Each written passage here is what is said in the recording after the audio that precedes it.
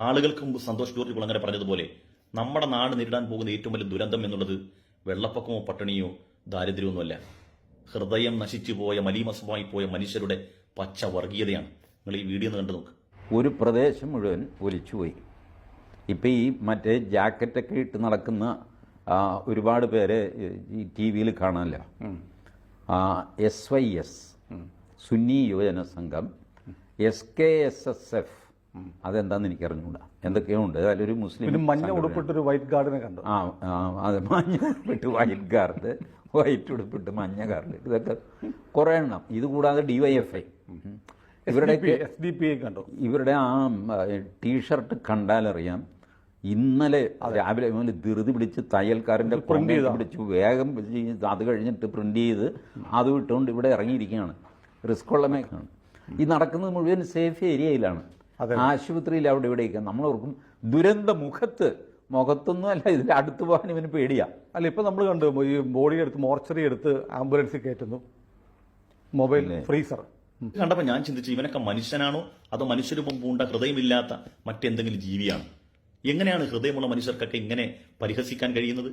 വയനാടിന്റെ ദുരന്ത മുഖം നമ്മൾ ദൃശ്യമാധ്യമങ്ങളിലൂടെ മാത്രം കണ്ടിട്ട് ഉള്ളുലയാണ്. ഉറങ്ങാൻ കഴിയുന്നുണ്ടോ? നിങ്ങൾക്ക് ഭക്ഷണം കഴിക്കാൻ നേരെ കഴിയുന്നുണ്ടോ? എന്തുകൊണ്ടാണ്? അവരെല്ലാം നമ്മുടെ പ്രിയപ്പെട്ടവരാണ്, നമ്മുടെ നാട്ടുകാരാണ്. എന്തിനേറെ നമ്മുടെ അയൽ സംസ്ഥാനങ്ങളിലുള്ള ആളുകൾ പോലും അവരുടെ പോസ്റ്റുകളൊക്കെ നിങ്ങൾ ശ്രദ്ധിക്ക്. അവർ പോലും എത്ര വേദനാജനകമായാണ് ഈ വിഷയത്തെ സമീപിക്കുന്നത്. എന്നിട്ട് നമ്മുടെ നാട്ടിലുള്ള കുറച്ച് എംബോക്കികൾ പച്ചക്കിരുന്ന് തോന്നിയാസം പറയാൻ, അതും തന്റെ ആശ്രിതരായ ആളുകളെയൊക്കെ തനിച്ചാക്കിയിട്ട് നേരെ ഭക്ഷണമില്ല, വെള്ളമില്ല. അത്രയും പ്രയാസകരമായ ഘട്ടത്തിൽ എല്ലാം നഷ്ടപ്പെട്ട മനുഷ്യർക്ക്, അവരുടെ പ്രിയപ്പെട്ട ആളുകൾ, അത് ചേതനയേറ്റ ശരീരമാണെങ്കിൽ അങ്ങനെയെങ്കിലും തന്റെ ആശ്രിതരായ അല്ലെങ്കിൽ തന്റെ ഏറ്റവും പ്രിയപ്പെട്ട ആളുകളെ അവരുടെ മുമ്പിലേക്ക് എത്തിച്ചു കൊടുത്ത് അവസാനമായി ഒരു നോക്ക് കാണാനുള്ള അവസരം ഒരുക്കാൻ വേണ്ടി കുത്തിയൊലിക്കുന്ന മഴവെള്ളപ്പാച്ചിലിൽ തന്റെ സ്വന്തം ജീവൻ നഷ്ടപ്പെട്ടാലും തന്റെ പ്രിയപ്പെട്ടവരുടെ ആഗ്രഹം സാധിപ്പിച്ചു കൊടുക്കണമെന്ന് ആഗ്രഹിച്ചുകൊണ്ട് ദുരന്തമുഖത്തേക്ക് അയാൾ പരിഹസിച്ച് കണ്ടില്ലേ? ദുരന്തമുഖത്തൊന്നുമില്ല, ഏറ്റവും സേഫ് സോണിലാണ്. നിങ്ങൾ ഈ വീഡിയോ ഒന്ന് കണ്ടു.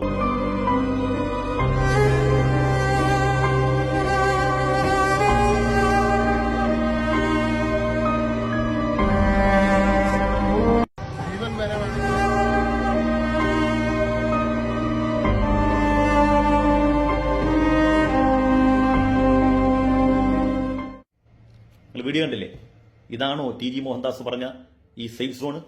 ഷോ ഓഫ് കാണിക്കാൻ വേണ്ടി താൻ ഇട്ടിരിക്കുന്ന സംഘടനയുടെ വസ്ത്രത്തിൽ എഴുതിയ സംഘടനയുടെ പേര് ആ ഷോ ഓഫിന് വേണ്ടി ദുരന്തമുഖത്തല്ല മറിച്ച് സേഫ് സോണിലാണെന്ന് പറഞ്ഞല്ലോ.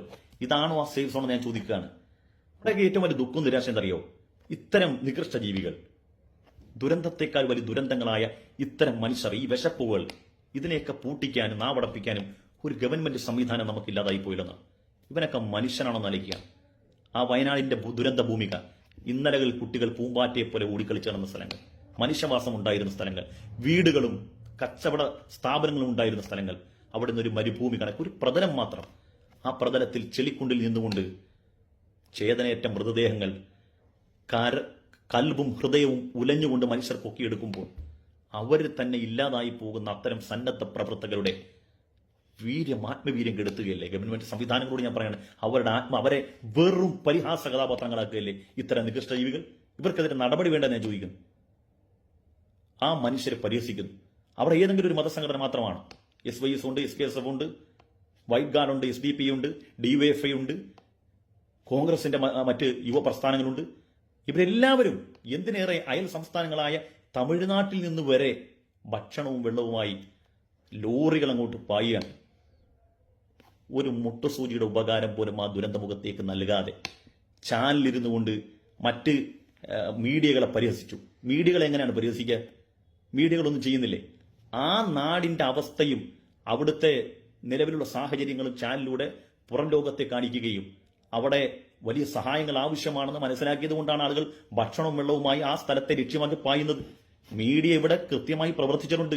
മീഡിയയുടെ ഭാഗത്ത് പലതരത്തിലുള്ള വീഴ്ചകൾ, പല കാര്യങ്ങളും വന്നിട്ടുണ്ടാകാം. പക്ഷെ അങ്ങ് അടങ്കരങ്ങ പരിഹസിച്ച് അവരെ മൂലക്കിരുത്താമെന്ന് വിചാരിക്കേണ്ട.